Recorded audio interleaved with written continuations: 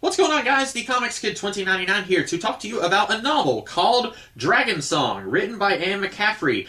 This is part of her Dragon Riders of Pern saga. About a year and a half ago, I talked about the first book that she wrote in this world called Dragonflight, and this is a spin-off of that franchise. I don't know exactly when you're supposed to read this in relation to everything else in the Pern series, but there is about 2 pages at the beginning of this book that kind of sums up the events of Dragonflight, and that was good for me. It had been a little while since I read that book. This brought everything back that I needed to know about the world of Pern and the events that have happened so far. And so I guess I should explain a little bit about the world of Pern to explain the plot of this book. This is set on a world where there is a natural phenomena called thread, and thread is basically something that falls from the sky, and when it hits the ground it burns. If you are out and you can't find shelter when thread is falling, you are very likely going to die. And so the Dragon Riders, they go out there and they destroy thread with their dragons, and that is their entire purpose. And this book is set mostly in a small little fishing village where pretty much everyone in the village, their job is to catch fish and grow crops to give to the Dragon Riders, because they are too busy destroying thread to find their own food. So these guys in this village, and I'm assuming other villages, their job is to pay tribute to the Dragon Riders who are protecting them. And they kind of live close to one of the dragon wyverns, and the main character of this book, her name is Minley. And in this village, there is someone called the Harper, and his job is to teach everyone in the village the importance of Dragon Riders and why they are important. Because a big thing in Dragonflight was that everyone on the planet had kind of gotten lazy because we hadn't had Threadfall in like over 100 years. And so everyone kind of forgot why it was so important to have Dragon Riders. So in this book, in this small little village, we have someone whose entire job is to constantly remind everyone why we have Dragon Riders through song. And the Harper traditionally is always a guy. And at one point in the book, it talks about how like something that would just kind of happen would eventually evolve into a hard set rule, and everyone in this town, it was just unthinkable to break tradition. Even though you might have someone who's really qualified to be the next Harper, who might be a woman, we can't do that because the Harper has always been a guy. And Minley, her job was to kind of help take care of the Harper before he died. And then once he dies, the government is going to send a new Harper eventually, but while we're waiting, Minley's dad, who is kind of in charge of the town, he says, okay, you can teach the kids, but you are not allowed to do any tuning. And as near as I can tell, that basically means playing an instrument. You are not allowed to play an instrument, but you can teach the kids these songs so that when the new Harper comes, everything will be in order, and it won't just be complete chaos and the kids won't know the songs. The Harper will be able to come in and do his job. And the problem with this book is that almost everyone in this book is wildly unlikable. You have Minley, who is this really whiny, bratty kid who is constantly whining about how life isn't fair, and the thing is, I agree with her. I am totally on board with women going out and voting and wearing pants and running for president. I am all on board with that.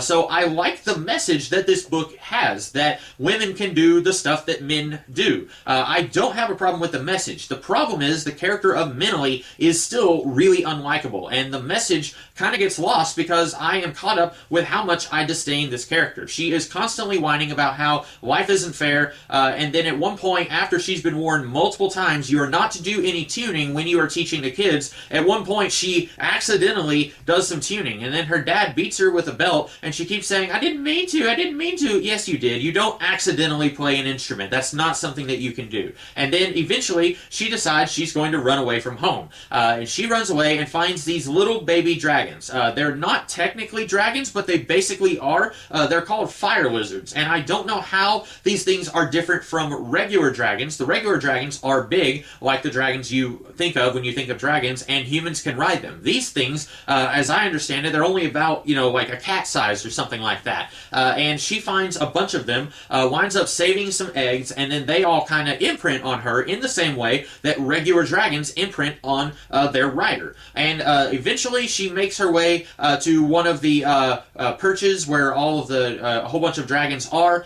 She eventually makes her home there. Everyone here is super nice to her, and they love her, which is completely the opposite of the village she came from. At one point, she accidentally sliced the palm of her hand cutting vegetables, and her parents allowed her to think that she was never going to be able to use that hand again.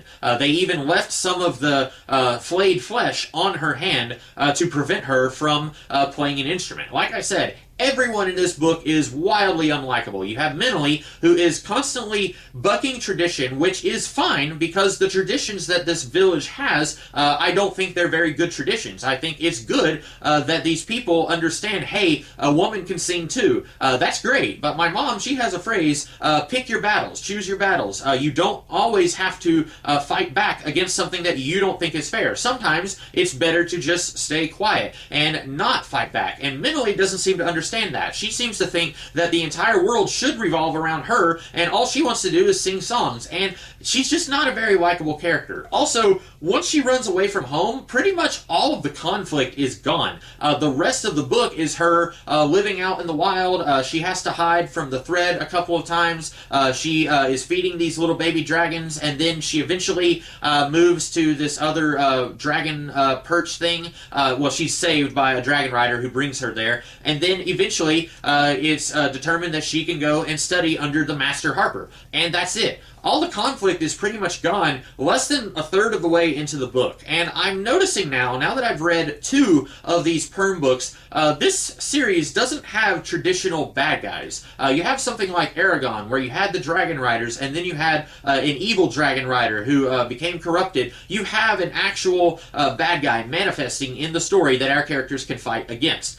This doesn't really have that. Now, admittedly, there are 3 types of stories. There's man versus man, man versus nature, and man versus self. I guess you could say this is man versus nature, except the threat of threadfall isn't really that prevalent in the book. It's mostly just there because it was in Dragonflight. It happens a couple of times, but this isn't a man versus this looming threat of threadfall. This isn't that story.